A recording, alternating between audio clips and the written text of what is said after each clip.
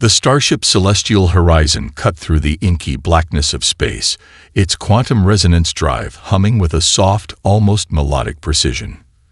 Commander Lyravan of the Zornak Diplomatic Corps sat in her observation chamber, her iridescent skin shifting between shades of blue and silver, a biological tell of her growing amusement.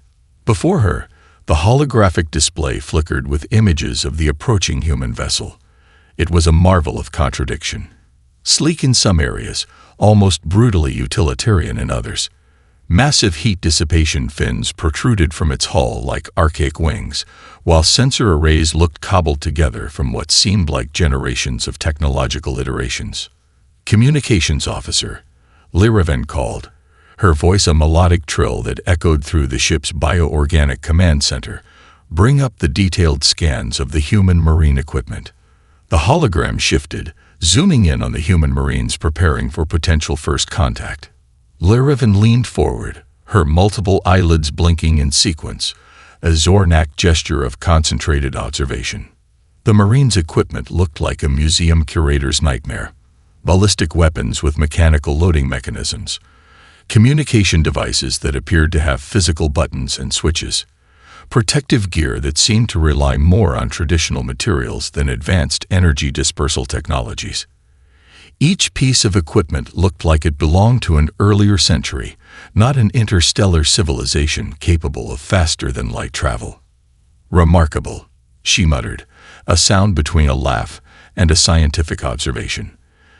"They've somehow managed interstellar travel with what appears to be museum pieces." Her second-in-command, Sub-Commander Krolner, approached the display. His own skin rippled with waves of skeptical green. "Preliminary cultural analysis suggests these are not ceremonial or historical artifacts. They appear to be actual operational equipment." The Marines moved with a fluid precision that caught Lyravan's attention. Despite their seemingly antiquated gear, there was something deliberate about their movements. Each Marine checked their equipment with a ritualistic attention to detail that suggested more than simple maintenance. It was closer to a deeply ingrained practice. One Marine in particular drew her focus. Tall, with a posture that suggested years of disciplined training, the human carefully inspected what looked like a projectile weapon. The Marine's hands moved with an intimacy that suggested the tool was an extension of themselves, not just a piece of equipment. "Pull up detailed specifications," Lyravan commanded. The hologram obliged, displaying technical readouts that made the Zornak scientific team chuckle. Gunpowder-based propulsion, mechanical firing mechanisms, projectile weapons that relied on explosive chemical reactions rather than directed energy or quantum disruption. "They're using technology we abandoned millennia ago," Krelmer commented, his skin shifting to a shade of dismissive yellow. "It's like watching a primitive culture still using stone tools while possessing spacecraft." Lyravan wasn't so quick to dismiss. Her scientific training had taught her that seemingly obsolete technologies often held hidden complexities. "Run a full diagnostic comparison. I want to know why they're using these systems."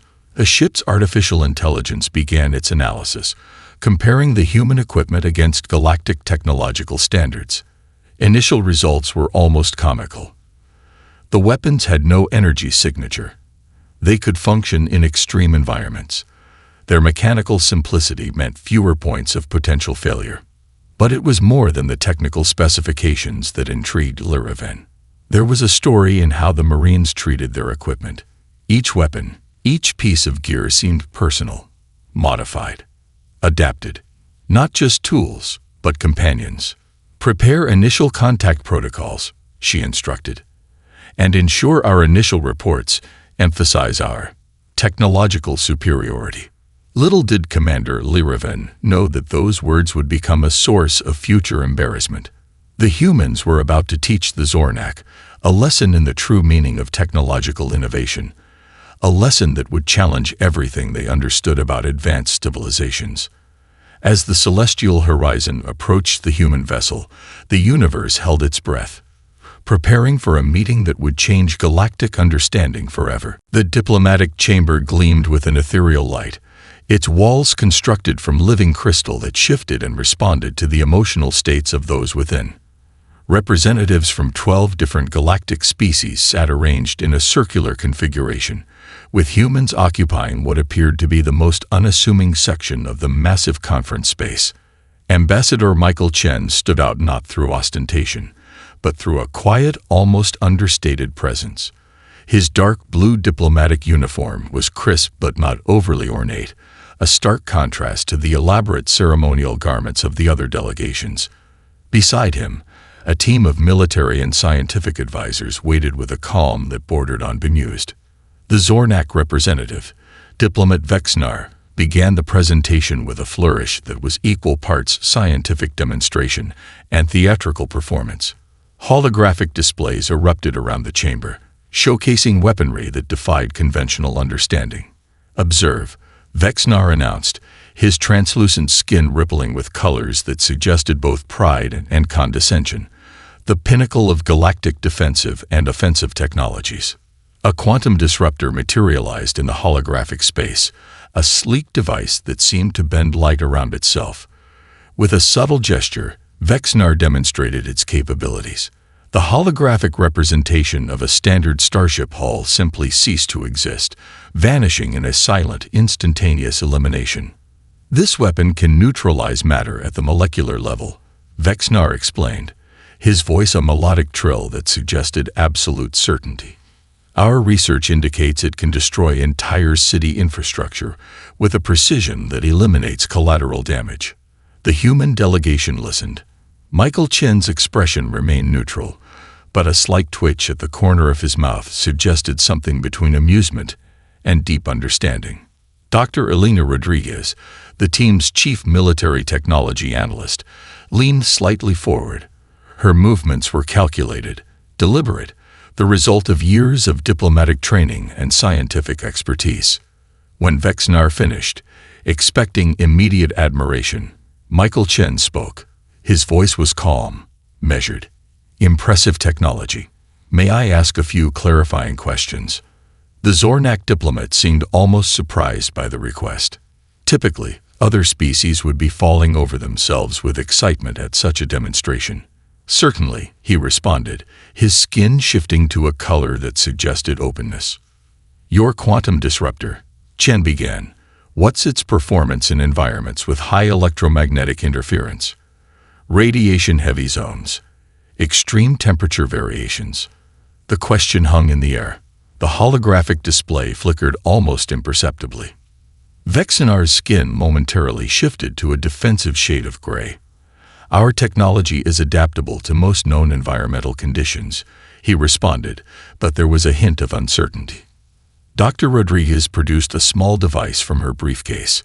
It looked almost primitive, a ruggedized tablet with what appeared to be physical buttons and a robust exterior that suggested it could survive significant physical trauma. "Environmental testing is crucial," she said, her tone academic, but with an underlying current of something deeper. Technologies that look perfect in controlled environments often reveal fascinating limitations when deployed in real-world scenarios. The other galactic representatives watched the exchange with growing interest. The humans were not responding with the expected awe. Instead, they were treating the presentation like a scientific inquiry. Vexnar's assistant began preparing additional demonstration slides, each more elaborate than the last. Energy weapons that could theoretically slice through planetary crusts, quantum entanglement communication systems, molecular reconstruction technologies that promised near-instantaneous repair of complex systems. With each demonstration, the human delegation listened, not with dismissal, but with a studied, almost clinical attention that suggested they were processing something far beyond the surface-level technological showcase. Michael Chen finally spoke again, his words measured and precise. "Technology is a tool. Its value isn't in its complexity, but in its ability to solve real-world challenges effectively." The chamber fell silent. The Zornak had expected wonder, perhaps envy. Instead, they encountered something far more complex, a perspective that suggested their technological marvel might be missing something fundamental. As the presentation concluded, Vexnar felt something he had not anticipated: uncertainty. The humans were not impressed. They were evaluating, and in that evaluation lay a depth of understanding that transcended the simple demonstration of technological might. The first encounter was complete, but the real conversation was just beginning. The Proxima sector burned with the intensity of 1,000 dying stars. What had begun as a territorial dispute between three competing interstellar factions had rapidly escalated into a full-scale conflict that threatened to consume entire star systems. The Galactic Confederation's most advanced battle groups found themselves trapped in a war of attrition that defied their most sophisticated strategic projections. Fleet Admiral Kazuo Tanaka studied the holographic display, his weathered hands clasped behind his back. The strategic map showed a nightmare of interconnected conflict zones, each point of engagement a potential catastrophic flashpoint.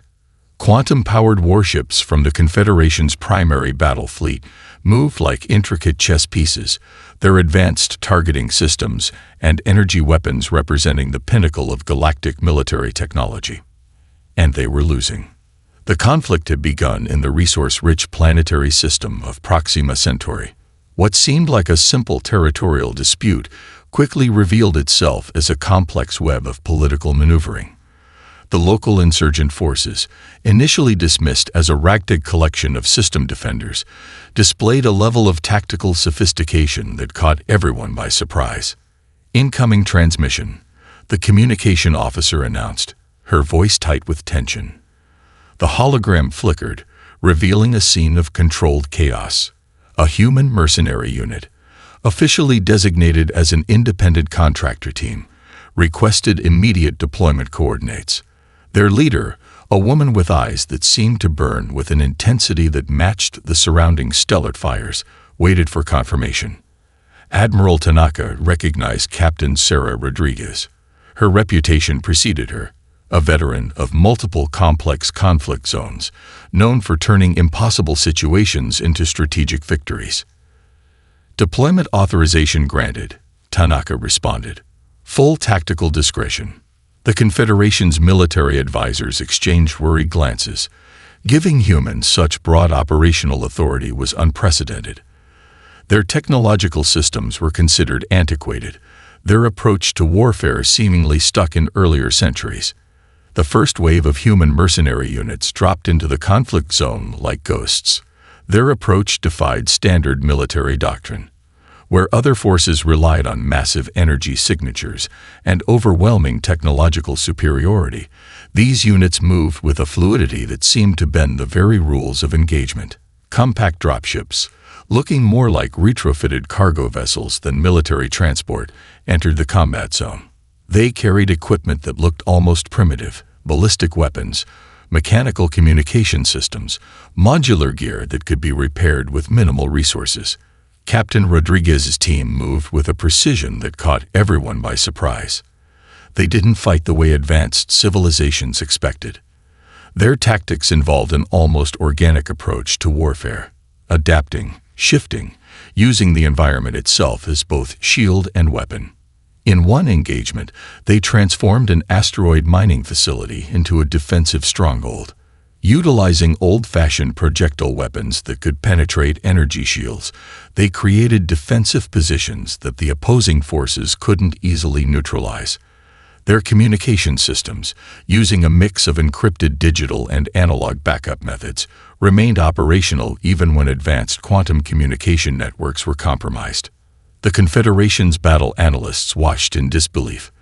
These human units were turning the tide of a conflict that had been slowly grinding down the most advanced military force in the known galaxy. How are they doing this? Admiral Tanaka muttered, more to himself than anyone else. The answer lay in a philosophy of warfare that transcended technological complexity. The human units didn't see their equipment as fixed systems, but as adaptive tools. A damaged communication device became a signal relay. A standard issue rifle could be modified to function in extreme environments. Where other forces saw equipment as something to be replaced, humans saw opportunities for innovation. Captain Rodriguez's final transmission that day was simple and direct. Objective secured. Minimal casualties. Awaiting further instructions. The Confederation's military command found themselves facing a profound revelation.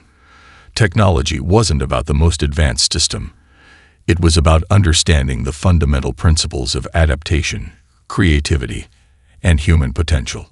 As stellar dust settled around the combat zone, one thing became clear: the galaxy had seriously underestimated humanity's approach to conflict. The Proxima conflict was far from over. But for the first time, the outcome seemed uncertain, and that uncertainty favored the humans. The research facility hung in high orbit around a nondescript planet, its sterile white walls a stark contrast to the chaos of the recent Proxima conflict. Dr. Elena Rodriguez stood before a collection of human weaponry, each piece carefully dismantled and displayed like historical artifacts. Except these were anything but museum pieces. They were living proof of a technological philosophy that would reshape galactic understanding. Zornak scientific observers watched with a mixture of skepticism and growing fascination. Lead researcher Krulvin approached, his translucent skin shifting through shades of analytical blue and curious green. "Explain," he demanded, more a request than a command. Dr. Rodriguez began her presentation with a smile that suggested she was about to unveil something far more complex than mere weapons. The first display was a standard-issue rifle, a weapon that looked deceptively simple. "What you see," she explained, "is not just a weapon, but a solution to multiple environmental challenges." She demonstrated the rifle's modular design. With practiced movements, she disassembled the weapon, showing how each component could be repaired, replaced, or adapted to different environmental conditions. The barrel could be quickly changed to suit different atmospheric pressures. The firing mechanism could be modified to work in zero-gravity, high radiation zones, or extreme temperature environments. "Our approach," Dr. Rodriguez continued, "is fundamentally different from most advanced civilizations. We don't design weapons. We design problem-solving tools." A holographic display materialized, showing the weapon's performance across various scenarios. Unlike the Zornak's energy weapons, which became useless under specific conditions, this human weapon showed remarkable adaptability. Electromagnetic pulse. The mechanical components continued functioning. Extreme cold. The materials were designed with molecular-level flexibility. Krulvin's scientific curiosity began to override his initial skepticism. "Show me more," he requested. The next demonstration focused on ammunition production. Dr. Rodriguez introduced a compact device no larger than a standard briefcase. "Local material processing unit," she explained. "Give it basic raw materials, and it can manufacture ammunition, weapon components, and critical survival gear." The implications were staggering.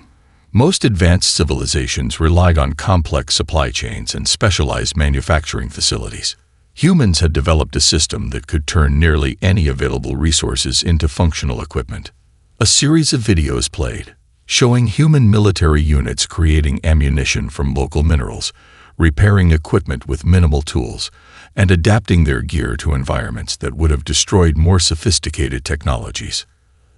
"Electromagnetic resistance is just the beginning," Dr. Rodriguez explained. She highlighted weapons designed to function without any energy signature, making them invisible to most advanced tracking systems.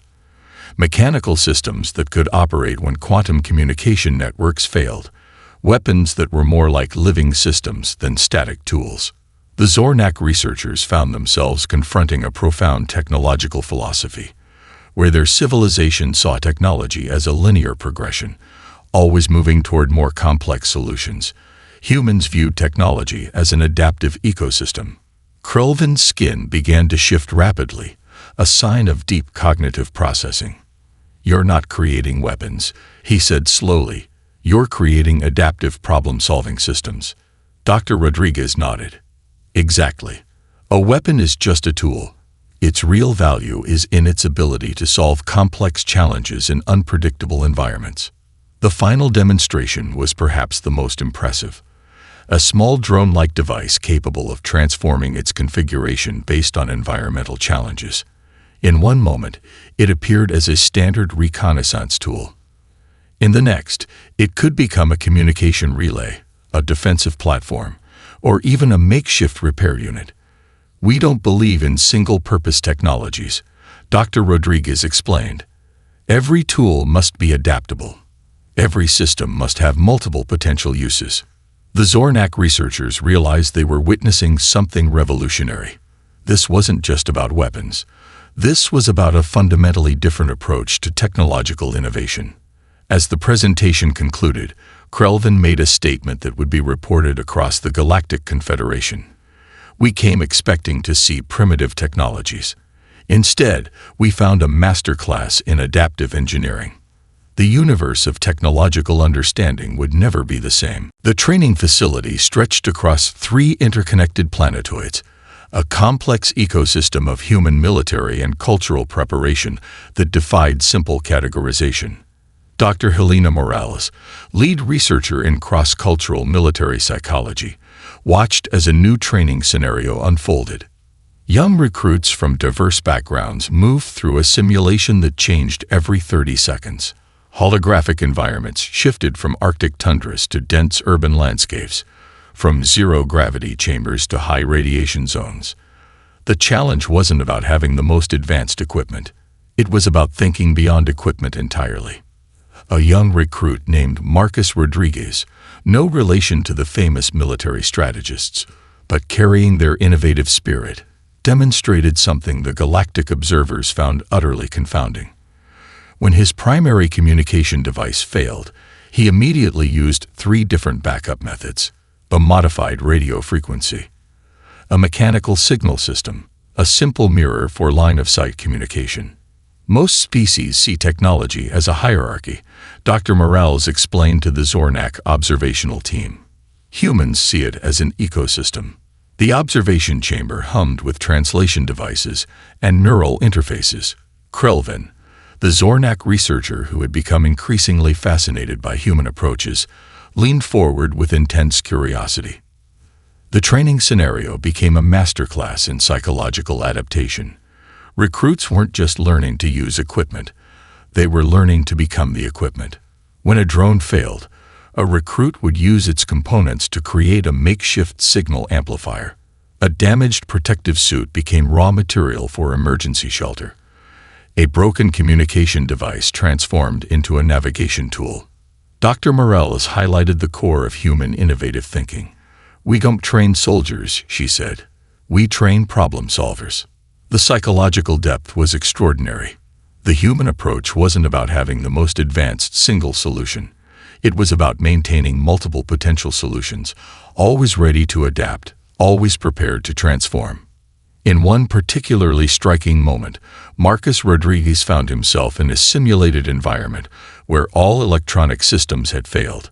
Instead of panicking, he and his team began using mechanical systems, natural landmarks, and improvised communication methods. They created a complex communication network using nothing more than reflective surfaces, mechanical sound amplification, and carefully planned movement patterns. The Zornak observers watched in growing amazement. This wasn't just military training. This was a philosophy of existence. Dr. Morales explained the cultural roots of this approach. Humanity's history was a continuous story of adaptation. From early explorers crossing vast oceans in wooden ships to pioneers settling harsh planetary environments, humans had always viewed challenges as opportunities for innovation. Technology is a conversation, she told the researchers, not a monologue. Every tool is a dialogue between human creativity and environmental challenges. The training continued. Recruits solved complex problems that had no single correct solution. They were evaluated not on their ability to follow predefined protocols, but on their capacity for creative problem solving. A damaged communication array became a potential defensive position. A failed navigation system transformed into a method for tracking environmental changes. Krelvin's neural interfaces recorded every moment, trying to understand an approach to technology that seemed to defy traditional scientific understanding. Humans didn't see barriers. They saw opportunities for creative reconstruction. The most profound moment came when the recruits were presented with deliberately impossible scenarios: equipment failures, communication blackouts, environmental challenges that would cripple most military forces. Instead of breaking down, they adapted. They transformed. They found solutions where others would see only insurmountable obstacles. "We don't train for perfect scenarios," Dr. Morales explained. "We train for the moment everything goes wrong." As the simulation concluded, the Zornak researchers realized they were witnessing something far more significant than a military training exercise. This was a masterclass in human potential, a demonstration of a species that viewed challenges not as problems to be solved, but as opportunities for growth. The universe was about to learn that humanity's greatest weapon wasn't technology. It was imagination. The research archive floated in deep space, a massive crystalline structure that served as the primary research facility for the Galactic Confederation. Commander Liraven had been reassigned to a special research team, tasked with understanding the mysterious human approach to technology that had so thoroughly challenged their existing paradigms. Her office was a testament to scientific curiosity. Holographic displays showcased countless human technological artifacts, each more perplexing than the last. A simple mechanical watch sat alongside quantum communication devices. Handwritten technical notes were displayed next to advanced computational models. Dr. Michael Chen, the human liaison assigned to the research team, watched her with a knowing smile. He understood the journey she was about to undertake, the process of unlearning everything she thought she knew about technological innovation. "Technology is not linear," Chen explained, his hands moving to activate a complex holographic display. "It's a living ecosystem." The display began to show a series of human technological developments. What initially looked like a random collection of innovations slowly revealed a profound pattern. Each technological leap wasn't about creating the most advanced single solution, but about developing adaptable systems that could function across multiple environments and challenges. Lyraven's species had always viewed technology as a progression. Start with the simplest tool, develop increasingly complex solutions, eventually reaching a point of ultimate sophistication. Humans demonstrated something entirely different, an approach that valued flexibility over complexity. One particular set of artifacts caught her attention: a collection of communication devices that looked almost archaic. Chen explained their significance. These were backup communication systems designed to function when advanced technologies failed. Some used mechanical signal methods. Others relied on basic electromagnetic principles. A few could even communicate using light reflection and sound waves. "We don't create technology to replace what came before," Chen said. "We create layers of possibility." The research revealed something extraordinary. Humans maintained technological capabilities across multiple levels of complexity. Where other species would discard older technologies, humans kept them as functional backup systems. A quantum communication device would be accompanied by a mechanical radio. An advanced energy weapon would be paired with a traditional ballistic system. Lyraven began to understand that this wasn't about technological conservatism. It was about a deep philosophical approach to problem solving. The most profound revelation came from studying human military and exploratory missions. In every scenario, humans demonstrated an ability to transform limitations into opportunities. A damaged communication device became a signal amplifier. A broken protective suit became emergency shelter. Where other species saw failure, humans saw potential for reconstruction. Chen shared historical records that illustrated this approach. Early space exploration missions that carried multiple redundant systems. Military units trained to operate with minimal technological support. Exploration teams that could survive and thrive in environments that would destroy more technologically dependent civilizations. "We don't believe in single-purpose solutions," Chen explained. "Every tool, every system must have multiple potential uses." The research team's findings challenged everything the Galactic Confederation understood about technological development. Humans weren't creating technologies. They were creating adaptive systems that could evolve, transform, and survive under the most challenging conditions. Lyraven's final report to the Confederation was both a scientific analysis and a philosophical revelation. Technology wasn't about reaching a point of ultimate complexity.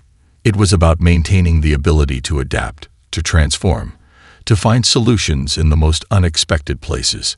As she completed her research, she realized the humans had taught the galaxy something far more important than a new approach to technological innovation.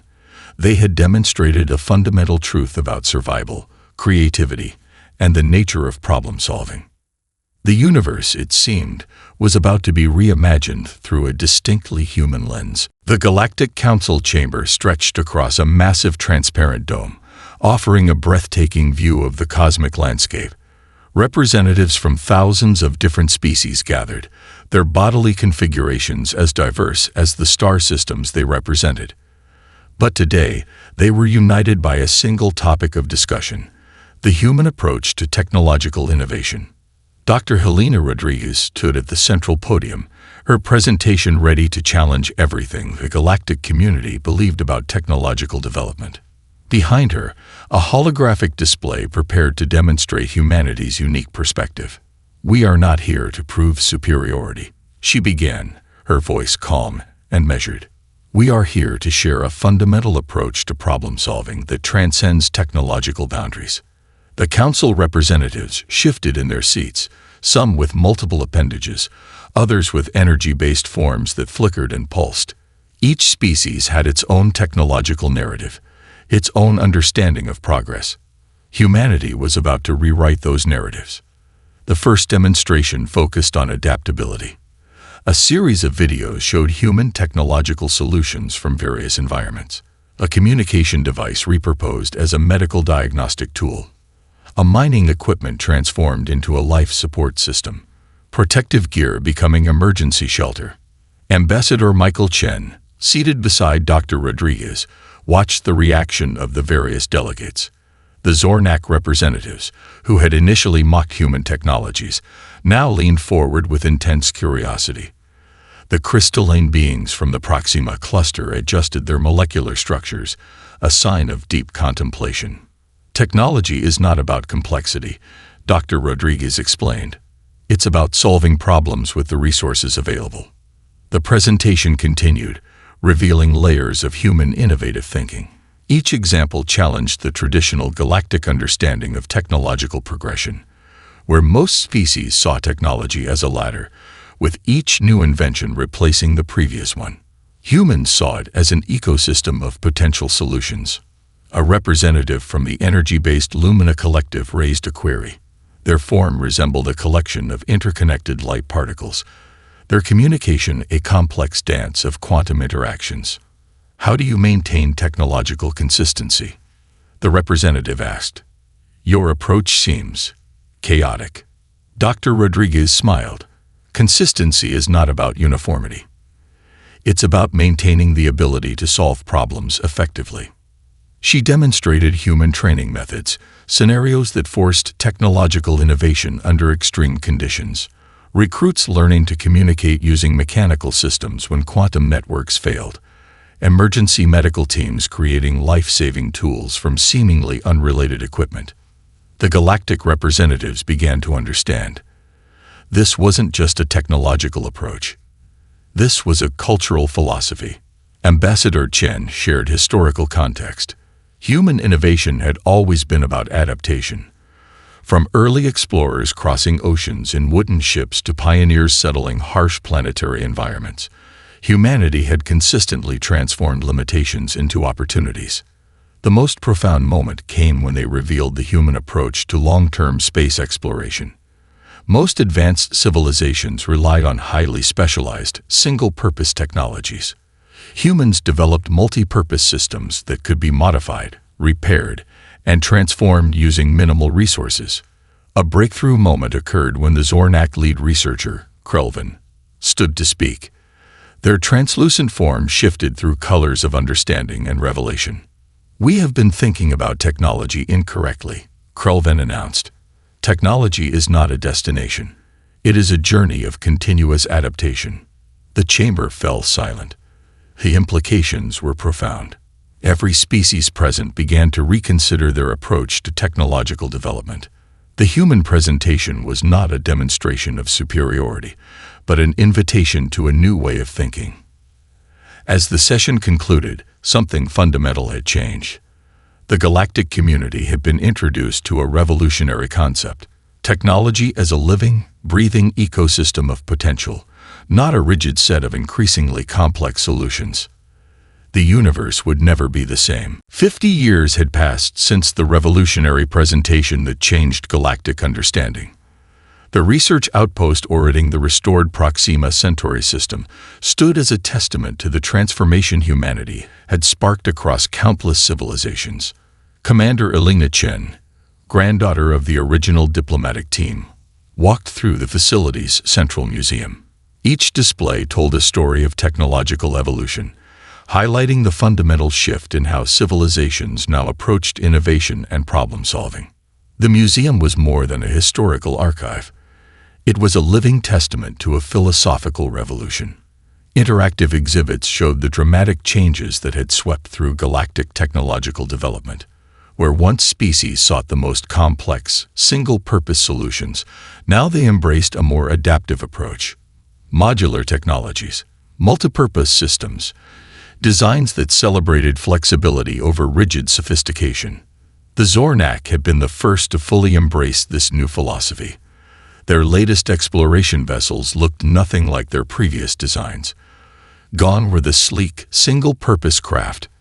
In their place stood remarkable hybrid systems, vessels that could transform, adapt, and solve problems in ways previously unimaginable. Dr. Krelvin's great-granddaughter, a leading researcher named Lyratek, approached Commander Chen. Their friendship represented more than a diplomatic connection. It was a bridge between different ways of thinking. "Your ancestors changed everything," Lyratek said, her translucent form shifting through shades of reflective blue. "We used to believe technology was about reaching a perfect endpoint. Now we understand it's about continuous adaptation." The museum's central exhibit told the story of the Proxima conflict, the moment everything changed. Interactive displays showed how human military units had transformed seemingly limited resources into comprehensive solutions. Visitors could experience simulations that demonstrated the core of human innovative thinking. Commander Chen guided Lyratek to a special section dedicated to human training methodologies. Holographic displays showed recruits solving complex challenges with minimal resources. Young trainees from multiple species now studied these human approaches, learning to see limitations as opportunities. "We didn't just change technology," Chen explained. "We changed how civilizations think about problem-solving." The Galactic Research Database had been completely restructured. Where once it cataloged technologies by complexity, now it organized knowledge by adaptability, potential for modification, and cross-functional capabilities. Entire academic disciplines had emerged. Adaptive systems design was now a core curriculum across multiple species educational institutions. The human approach had become a universal philosophy of innovation. Lyratek shared recent research findings. Species that had adopted the human-inspired approach to technology showed remarkable advances. Exploration missions penetrated previously impossible environments. Medical technologies adapted to treat previously incurable conditions. Sustainable development reached new heights as resources were used with unprecedented efficiency. The museum's final exhibit was perhaps the most powerful. It showed a timeline of technological development across multiple species, highlighting how the human perspective had transformed galactic innovation. What began as a misunderstood approach had become a fundamental principle of technological design. "My ancestors thought your technologies were primitive," Lyratek said, her form rippling with emotional complexity. "Now we understand they were revolutionary." Commander Chen smiled. The journey hadn't been about proving superiority. It had been about sharing a fundamental truth. True innovation is not about creating the most complex solution, but about maintaining the ability to solve problems creatively. As they looked out over the restored Proxima Centauri system, once a battlefield, now a symbol of collaborative innovation, The profound impact of human thinking became clear. The galaxy had been reimagined, not through overwhelming technological might, but through a deeper understanding of adaptation, creativity, and potential. The universe continued to expand, full of possibilities waiting to be discovered.